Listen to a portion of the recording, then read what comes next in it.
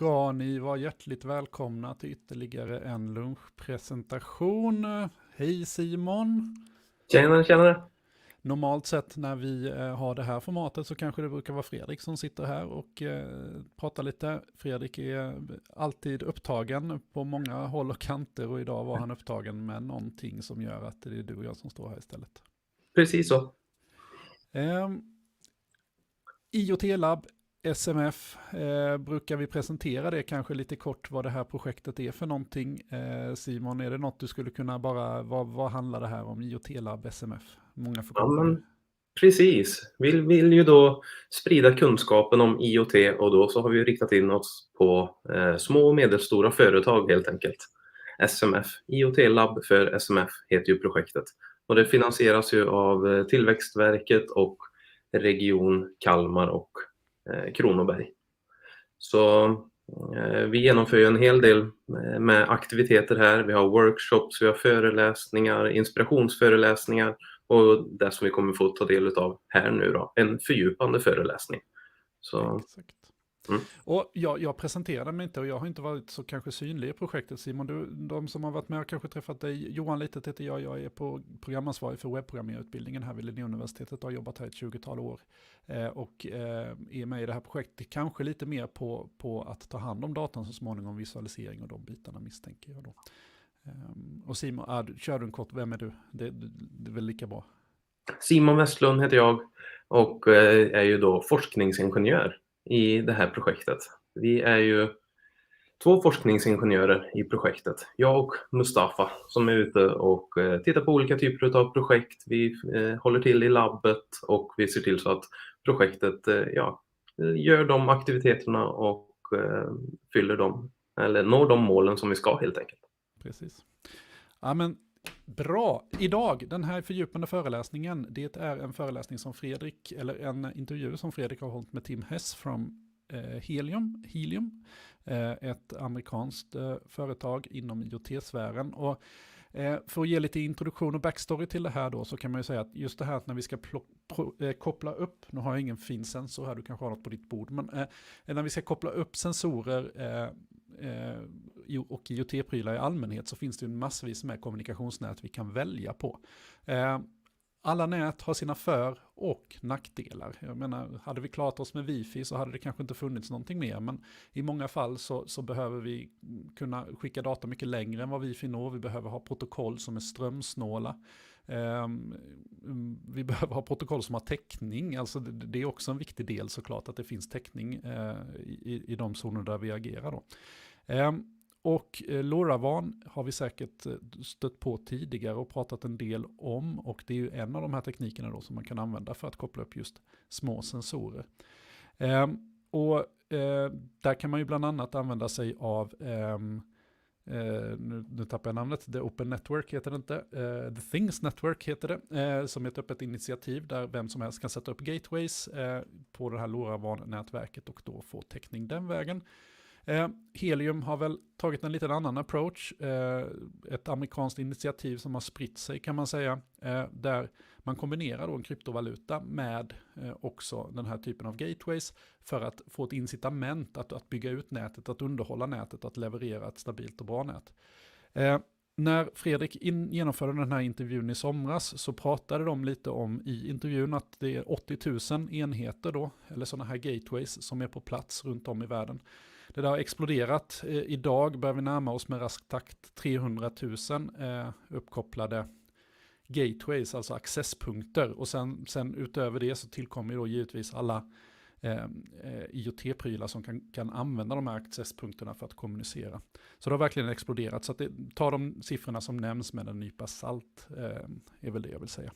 Har du något att tillägga där, Simon?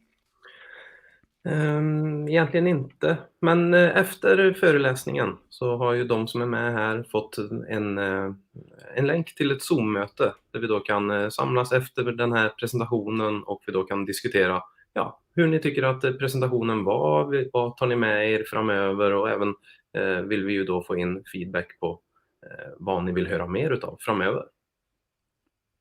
Precis. Med det tycker jag att jag lämnar över ordet till Fredrik och Tim så får de ta det därifrån så ses vi efteråt. Hej på er!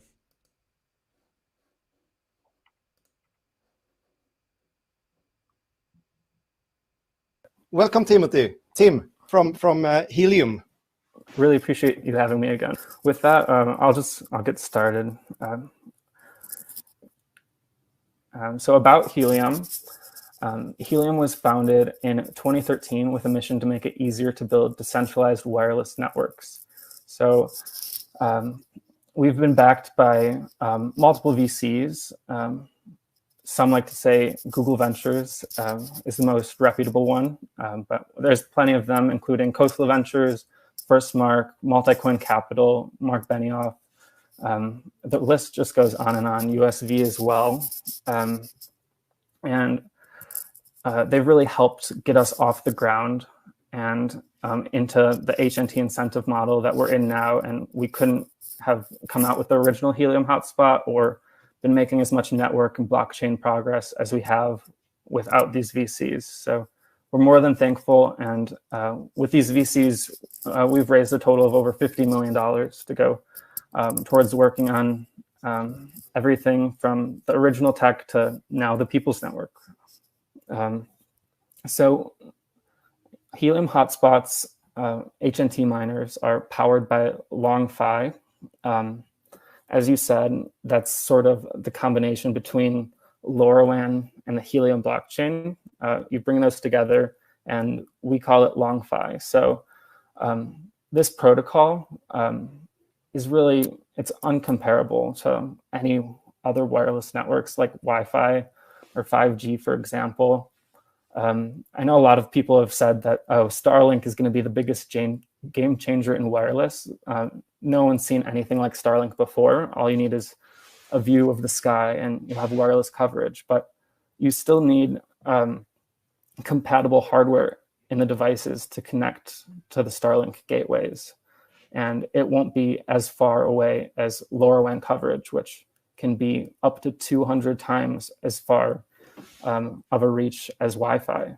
So LongFi, it's LoRaWAN compatible. It allows device roaming between networks. That's also something that we've been working hard on behind the scenes. And I think we'll have something coming up in the coming weeks on device roaming, but really any LoRaWAN network, because LoRaWAN devices use the same frequencies in their countries. Any LoRaWAN network could forward their packets to Helium. So that's really interesting. And I'm excited for what's to come with that too.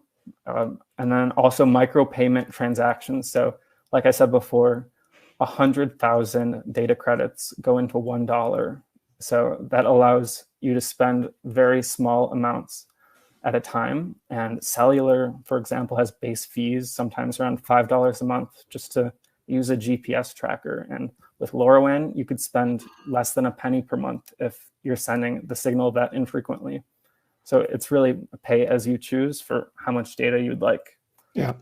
And then there's also cryptographic proof of time and location. So everything is recorded in the blockchain, even the data usage. So you can always go back and check the time and location something was sent. Of course, packets are secured from end to end. So the location will just be on your end if it's a GPS device, for example. And then a real world blockchain. So at the bottom right, that's our mapper site. You could see New York City. It's fully covered from the mapping that's taken place within the community with Helium coverage in the downtown area. Just check that out. But it doesn't look like someone's walked through Central Park just yet. And then at the top left, you could just see how coverage is really taken off in Europe. That's just a screenshot from earlier today. About 80,000 hotspots online and tens of thousands in Europe now. It's been really exciting to hear stories of everyone's involvement because with a real world blockchain comes a real world community. So with 80,000 Discord members and nearly 80,000 hotspots online, the growth of the community and the network really go hand in hand. And it's been a really supportive environment in our Discord, and the general questions and answers, hotspot setup help, antennas, you name it, the channel. People are there to help each other. And you could see someone set up a hotspot on a crane just yesterday in Berlin.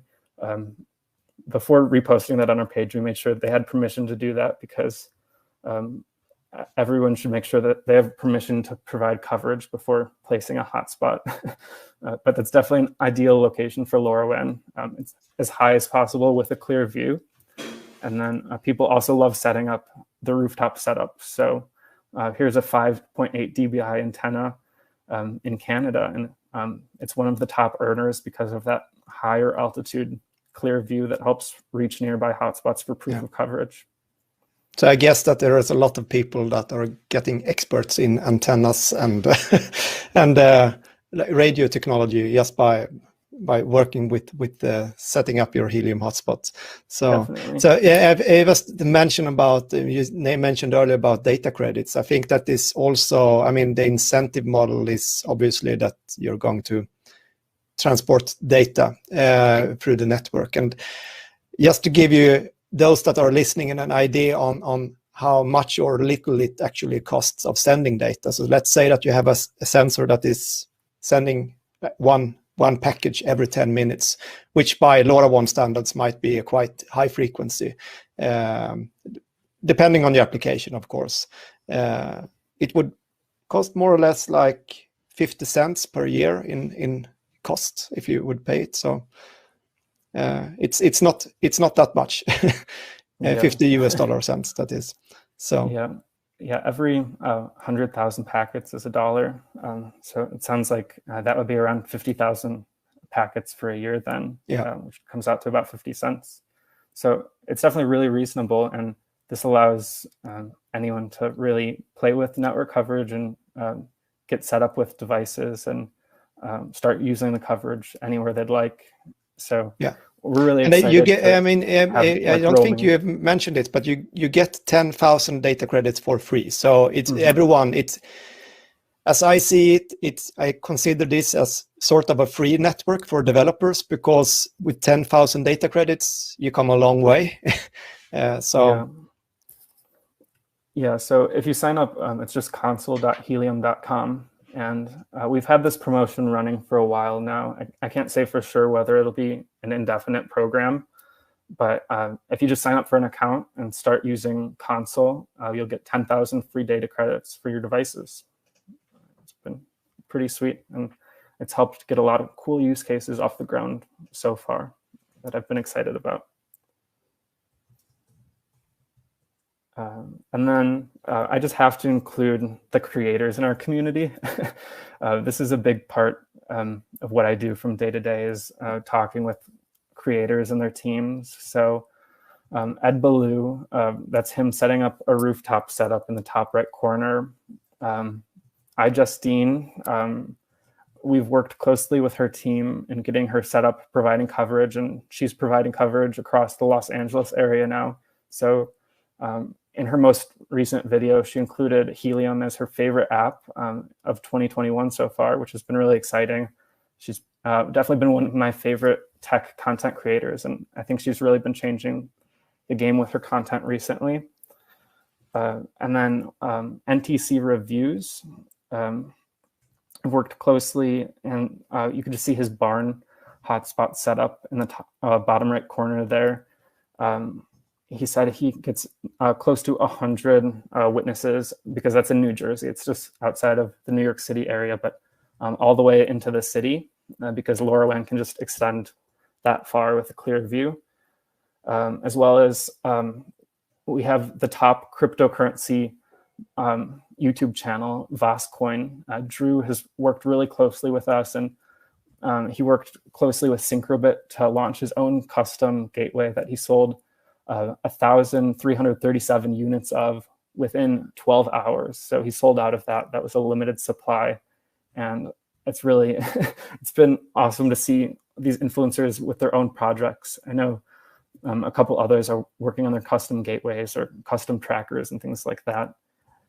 As well as Investor Bren. he recently had an interview, or just yesterday, with Dahl from our team about validators. Jimmy is Promo, Jenna is Eric, and Crayban. Our community is really out there helping anyone who's interested in providing coverage, getting set up with a hotspot, as well as starting to utilize coverage. And it's been really great having so many creators within the community, because we really understand any pinpoints that we may want to work on more, or that need improvement, because there's these real world experiences, as well as everyone who comments and relates to the posts can give their feedback and really have input into the open source ecosystem of the People's Network. And then just in the middle there is mining helium with a Freedom 5 gateway. So that's a sneak peek of 5G there. But if I understand, the 5G gateways, they also have the LoRaWAN chip in the same, or you're combining them, so it's not only 5G, it's both. Or yeah, that's correct. So you'll have a LoRaWAN gateway, and it'll be connected to a 5G radio. So far it's just Freedom 5's gateway that they've said is compatible with the 5G radio, but it may be announced that other gateways could be compatible. We're not quite sure yet. But so far, the Freedom 5 gateway will provide LoRaWAN coverage to earn those proof of coverage rewards, and their radio will connect to it to provide 5G coverage and earn HNT rewards for, say, device usage in a coffee shop or your neighbor's house. You can earn rewards for 5G coverage that you provide.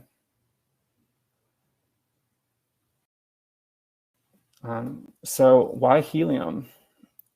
Really, the main reason to choose helium is that there's so many people providing coverage already that you don't need to focus on networking to create that coverage, because it's really a decentralized community, and everyone who's in the community around the world is focusing on creating the best coverage, which also provides them the highest rewards if they provide better coverage. So it allows developers to focus on making applications and use cases and getting their projects off the ground rather than providing coverage. So you can provide coverage if you'd like. And if you're using a use case, it's definitely recommended to provide coverage, even if it may be strong in your city, for example. You might want to provide coverage in your building, so your own IoT sensors are always connected. But along with that, it's the largest IoT network in the US and in the world. The coverage has increased 5 times within the last 9 months. We were really under, under 10,000 hotspots just last summer. And then expansion into Europe and other countries, continents around the world has really taken off. Low costs for individual sensors, and it's compatible with any LoRaWAN sensor that's off the shelf. Yeah, and we might mention that it's compatible with what we're using in the course as well, the PyCom devices. So, which obviously is a LoRaWAN device, so LoRaWAN node. So yeah, I haven't had my hands on a PyCom yet, but I've seen sneak peeks and read tutorials, and they seem pretty sweet for providing coverage. And a number of our users are Salesforce, Augilus, Naui. Naui's making some awesome water meters that it's actually billions of dollars are lost to water loss and leakage each year. So use cases like that, it may be unexpected, but the coverage provided could be put to a very valuable use case. Nestle, Lime scooters for tracking scooters. Conserve, that's sort of art and history management and safety monitoring. Careband, Smart Mimic, and InvisiLeash. So these are some of our main users, but of course, since it's a decentralized network, you can use the People's Network for any use case you'd like, and it's not really tracked by user to see what the user is using it for, because it's decentralized and the packets are encrypted end to end. So use the network for anything you like and transmit data. And so it doesn't stop with those use cases, because if you check out docs.helium.com, we have hundreds of compatible use cases listed. So you could get started with coverage on the People's Network. And if you want pre-programmed use cases, a marketplace like My Devices has 400 plus plug-and-play solutions for temperature, CO2, location, and sound. And that's just the beginning for all the different use cases. So here you can see, for example, the Dragino LBT1, which is a great tracker that's also used for mapping on the network. The Adunis field test device, these are our original mappers on the network, as well as the Bosch parking lot sensor. I think Noble Systems, which is a user on our network, has about 1,500 of these parking lot sensors that detect anytime a parking lot space is open or occupied in Huntington Park, California. Yeah. So they're really expanding because they found that as a valuable way to have just a user-facing application where anyone could see open parking lots, since it's a busy area, as well as use cases such as the Victor V-Link rodent trap.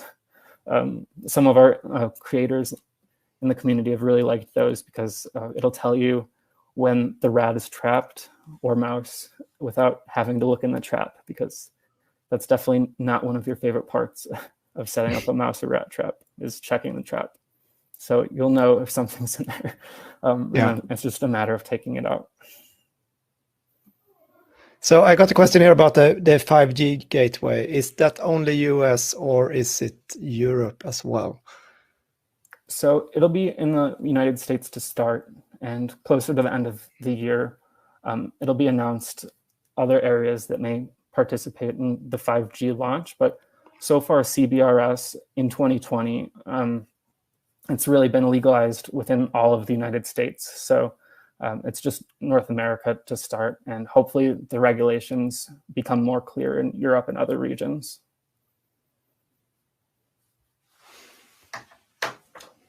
But it'll be really cool to see 5G coverage, especially I know Freedom Fi is planning to have pilot cities, so it's not clear what the pilot cities are yet, or not announced at least.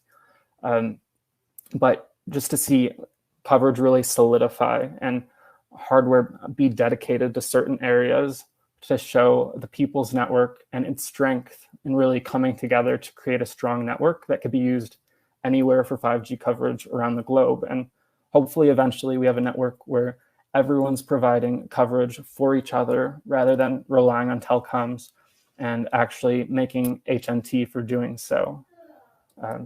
So you'll be using your own coverage or your neighbor's coverage, and not having to worry about whether Sprint or I guess Orange or Verizon is providing coverage. And then, so some of our use cases, like I mentioned, Adafruit and DataCake. We also have Tago.io, MQTT, AWS IoT Core, and Microshare was a recent one. And it's really an ever-expanding list of integrations and dashboards that want to use the People's Network to make data usage and sharing easier than ever, especially with white labeling solutions. And these are great ideas for startups as well, because really usage is the future of the network. And there haven't really been huge successful LoRaWAN startups just yet that make use cases, but with something like a parking sensor or maybe a gas sensor for those older homes that still rely on gas, a lot of them actually don't track when the gas is done. Something like that could be very valuable. Water monitoring sensors, agricultural, in the field where you don't have to worry about Wi-Fi or cellular, and you can be up to 200 times farther away from a hotspot than a Wi-Fi router. Yeah. So it's really valuable for use cases like that, and it's really sweet to see what's up and coming, and to see some sneak peeks as well. There have been like the barnacle trackers, which I really like. They're the size. Yeah, I think you told me about that when we spoke earlier. So yeah, I really like those. And you could just return them in the mail and it has postage paid already. So it'll track whatever you want to send, make sure it doesn't get lost. It'll even tell you if the package has been opened. And then once it's arrived, the receiver can just send it back in the mail, and they'll receive, I think it's a $10 credit for sending it back that they can use again. And then Helium Console is also open source. So anyone can make their own OUI, which means that any packets can be routed to their own dedicated organization, and they'll have their own identifier for that. So you really don't have to rely on Helium's software if you don't want to. So you can make your own software. Paul Pinault from our community, he's Disk91. He made an OUI for France, and he's really getting that up and coming with his own devices, and it's all routed back to his own OUI and tracked through that. So we really try to open source every part of the community, from the blockchain to console to the Helium app to Explorer to hardware, you name it, it's open source already. Even the GitHub page that says the miner frequencies, that's open source. So if there's not yet a frequency for a country, you could just submit any information that you find and on documentation and submit it to the GitHub, and other community members will approve it.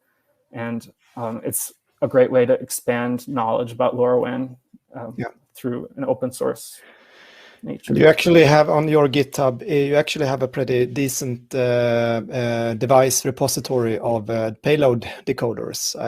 I've used it and actually contributed a little bit to at least one sensor. So, but I mean, that's a great thing that that information shouldn't be closed somewhere. And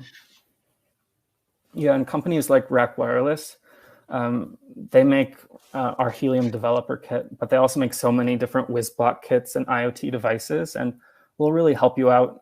So if you have an IoT device idea that you come up with, if you use the WizBlock and program it yourself, you can send it back to them, and you could get a quote from them on what it would be to manufacture it in bulk, for example, and get it ready to use and sell on an open market for anyone to use on the People's Network for your idea or your project.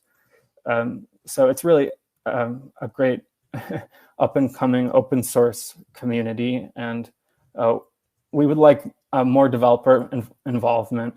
There's definitely plenty of developers within the community, but a lot of the People's Network is focused on coverage, and we're really trying to get these use cases. So we have about 10 BD members on our team currently, just actively reaching out to new companies and focusing on use cases. But we'd really love to expand that without Helium having to be the gateway to find these new use cases. So it's been exciting to see users just come to the People's Network knowing about LoRaWAN and IoT and wanting to make new use cases as well, but also reaching out has definitely helped. So hopefully there'll be more of a shift where it's just completely open and everyone knows about the mission of LoRaWAN and IoT soon. And then, as we discussed at the beginning, Helium is with the HNT token, which uses proof of coverage, which is a novel algorithm. It's not really proof of work like Bitcoin has, because Bitcoin, it's not really the most energy efficient. It could use more energy than many countries around the world because it's trying to prove the amount of dedicated computing power towards the blockchain. And it's not, Helium's not really proof of stake, though validators do allow staking to smooth out transaction times. But we're proof of coverage because we're a wireless network, and proving coverage and making sure that there's valuable coverage to be used for devices around the world is the goal of the network. So it's the first network of its kind that's blockchain proof of coverage. But of course, even that's open source as well. So anyone could use proof of coverage or anything, any part of the Helium blockchain that they would like. And for those who aren't familiar with cryptocurrencies, blocks, epochs, the wallet, a 12-word C phrase and the key infrastructure, it makes the network truly decentralized for anyone's usage and coverage provided. And validators and staking allow a higher number of transactions, and it's a very useful network. So something like Bitcoin that uses as much power as possible, Helium could possibly, I don't want to say compete, but Helium could also potentially confirm that many transactions as Bitcoin, using much less power and being much more eco-friendly. Yeah, and then, I mean, you mentioned power, and then I think that directly when we talk about crypto, everyone is thinking about Bitcoin, which makes sense because that's like the gold standard in cryptocurrency. But when you talk about proof of coverage and we talk about power, we said earlier that these are based on Raspberry Pis. And you all know that the Raspberry Pi, it's powered by USB-C or even micro USB if you have a 3 or 4. So 1 or 2 amps of 5-volt power, that's about 10 watts of power. It's not that much. Yeah, it's been, I guess, crazy to think about that. The entire blockchain has been run by 16 hotspots that are elected to that consensus group.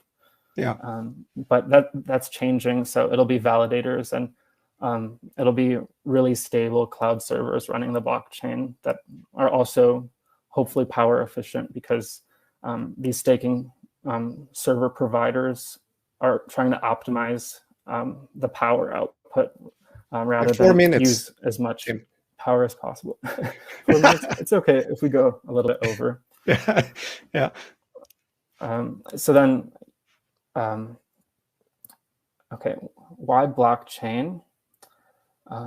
So some VCs have also said that we're the Airbnb of telcos because we use blockchain. Anyone can allow housing in Airbnb. Anyone can provide wireless coverage on Helium and earn HNT for doing so. So it's really compared to Uber, Airbnb, any of those, except without really the companies behind it, because everything is open source for the infrastructure. And Helium, we do earn HST. We have HST that earns HNT, but ultimately that will be 20% of the total HNT earned down the road.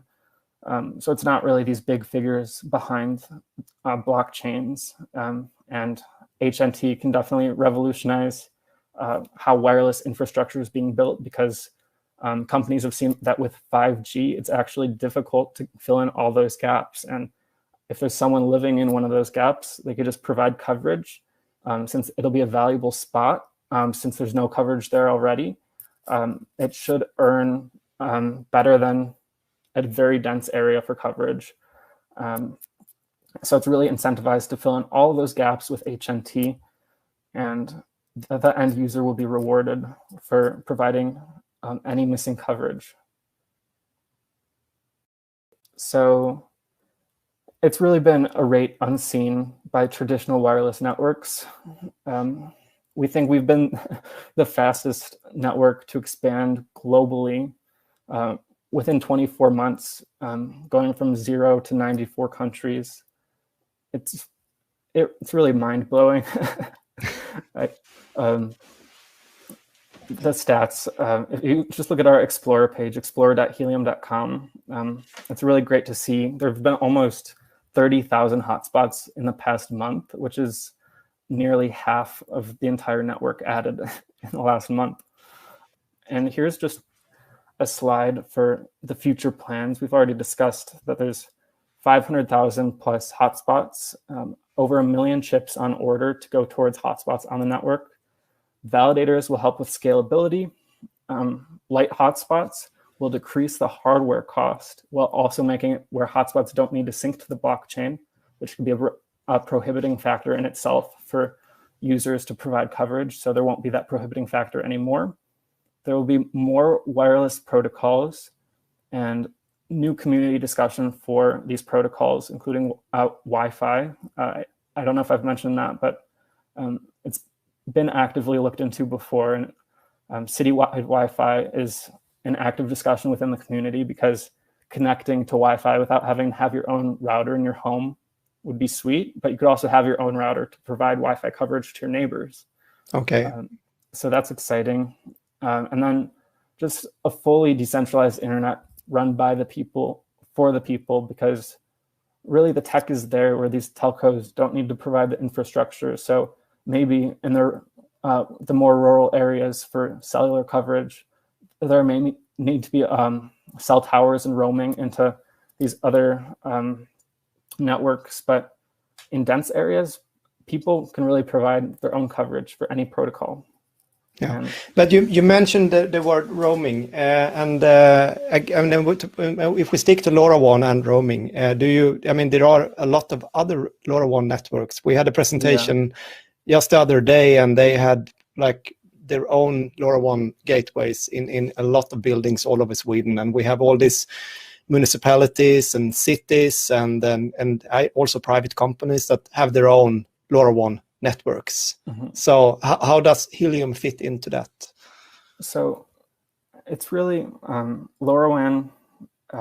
Every country has their own frequency. So users are already providing the same frequency of coverage. It's just about these networks working together to optimize the coverage and have roaming. So there have been discussions. I know some of the other bigger networks out there for LoRaWAN are the Things Network or Actility, for example.